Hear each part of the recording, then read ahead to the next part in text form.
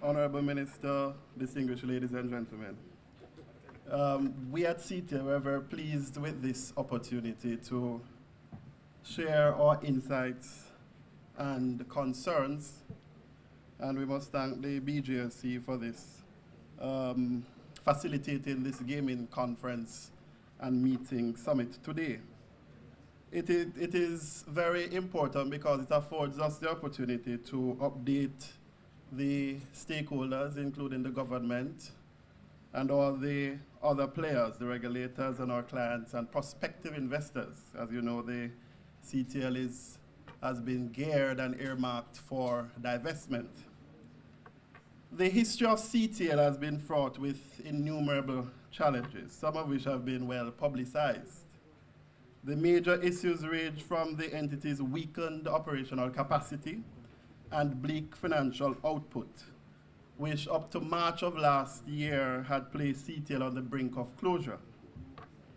In order to eliminate such a likelihood, as the board, we undertook to ensure that we had a renewal of the management team to manage and operate the track and the facilities. This new management team, along with the dedicated staff at CTL, has been able to combine their efforts to revitalize and reinvigorate the business of horse racing.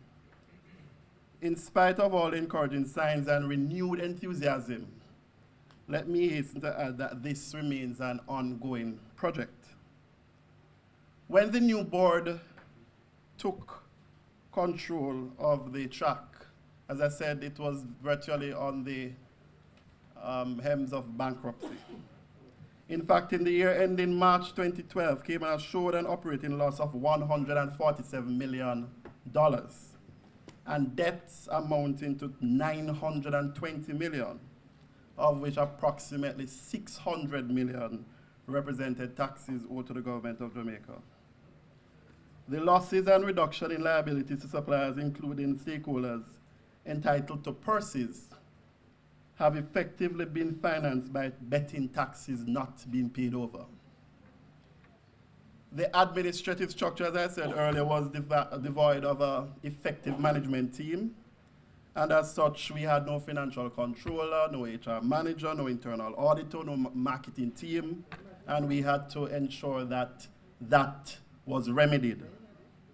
The facilities were also and still are in grave disrepair, and a lot of the equipment and machinery are outdated and in most cases are sometimes inoperable.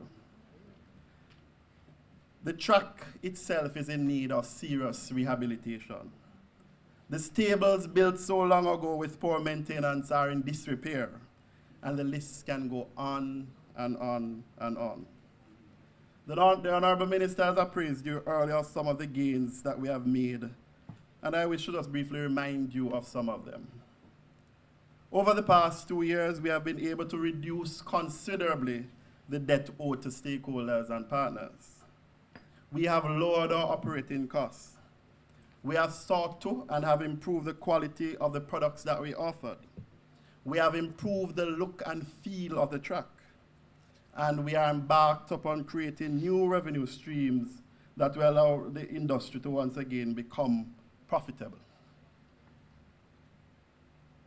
In fiscal year 2012, as I said earlier, we had a loss of 147. Following our focused effort as a management team and as a board, we have been able to reduce those losses come at the end of the recent closing of the last financial year to 38.1 million. These numbers speak for themselves, and while we understand that it is not a bed of roses, and I'm sure that we will have the full discussion going forward, we basically have a situation where our revenues and our sales are not in a position to assist us to fully deal with all the expenses that we have in terms of paying our bills, paying our purses, keeping the track open, plus paying down the debt that we have. So basically, we have had to be juggling our expenses based on the income and the revenues that we get. And as such, and as you will hear, and as you have heard earlier, sometimes we have had to be delaying how we pay to some of our stakeholders and how we pay our bills, just to be able to juggle to keep the ship afloat. I want to touch briefly on the issue of the divestment with this declaration that the racehorse industry in Jamaica represents the bread and butter for thousands, the majority of whom are drawn from the masses, and is often cited they emanate from the bowels of the working class. Any discussion, therefore, or any process which pretends to plan for, amend, renew, revitalize, or change the ownership structure, that is, of this industry must have as a critical focus of its attention the people for whom horse racing not only employs them, but represents the heart of their socio-economic existence and livelihood. The truth is, and I have to say that because in terms of the timetable, as I said earlier, the CTL is up for divestment based on the timetable that we have been advised.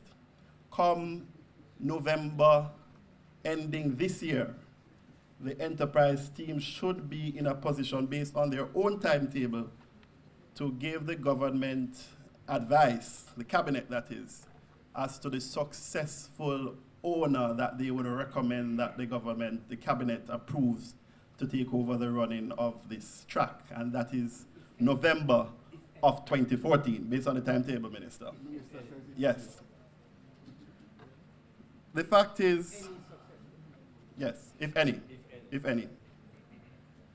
The fact is, while we contemplate the future of horse racing in Jamaica, we have to ensure that we understand that the sport is the second, as President Vin Edwards said earlier, is the second biggest spectator sport in the country, with thousands gathered at our track and at our various OTBs, and I dare say at our bookmaking outlets across the country.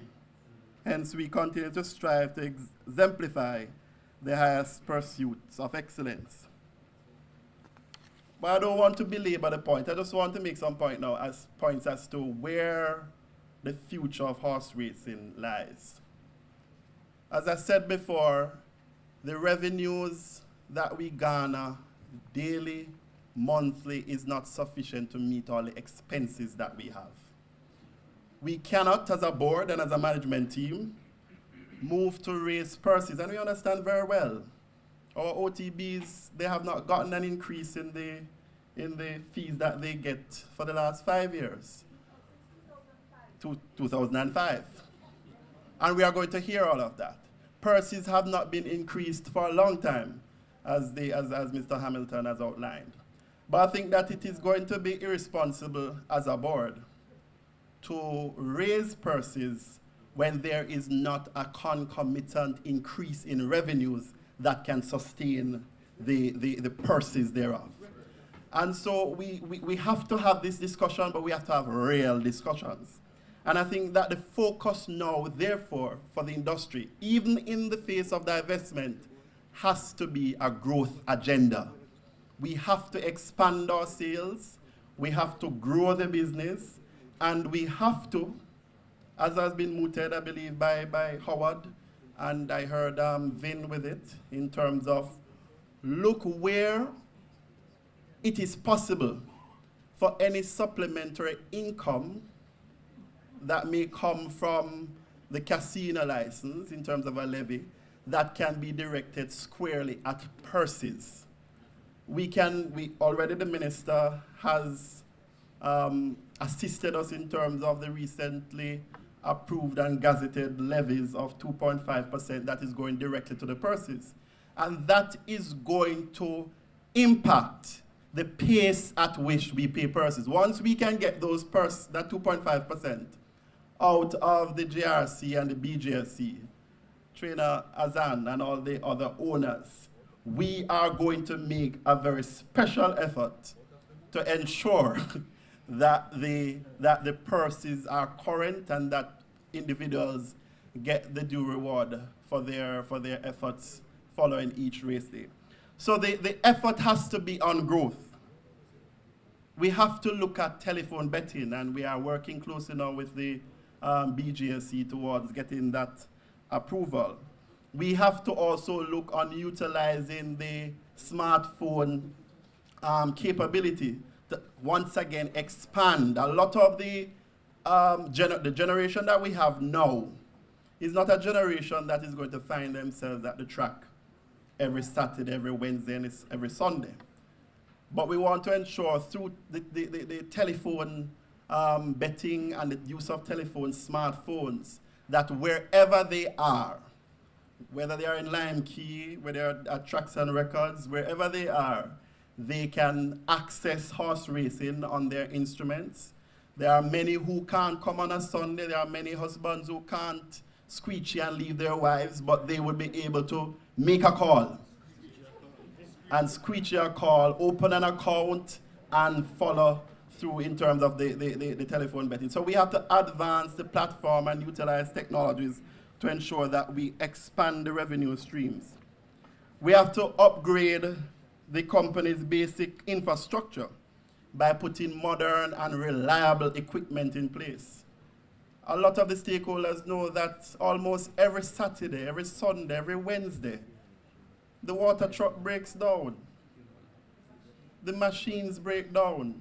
The graders to grade the track break down.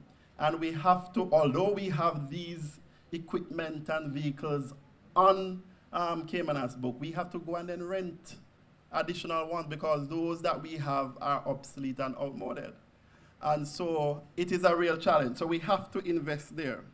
We have to look towards exporting our signal to the diaspora in North America and others who want to be able to see our racing at Cayman's Park and to bet and therefore expand the revenue stream, expand the sales, and grow the business. We have to look also to revitalize and energize our own marketing department.